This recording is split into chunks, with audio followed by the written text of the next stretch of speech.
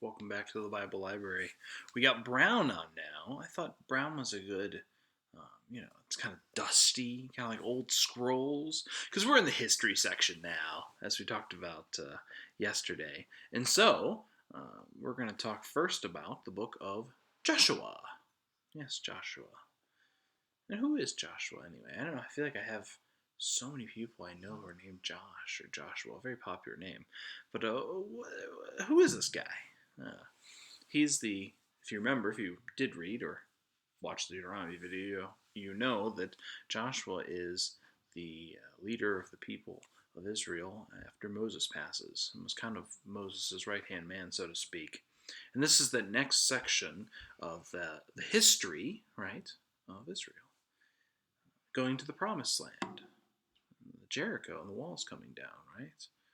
This is in the book of Joshua. Uh, there's a lot of battles, a lot of history that I don't think a lot of people know about that's in Scripture. So I think this would be a book if you're looking for a match, a history book dealing with the ancient times and the beginning. This is kind of almost like a prequel to what a lot of people understand. It's before the kingdoms of Israel, before the judges, but after the Exodus and Moses and all that. It's that section of history that biblical history people kind of glean over. So this is your chance to really dive into it, to sink your teeth into it, because it's formative for what is to come in future generations. Rivalries that are made here between Israel and other tribes of peoples last for generations. They start here. Interesting too, this question, there's theological questions I think Joshua has us ask of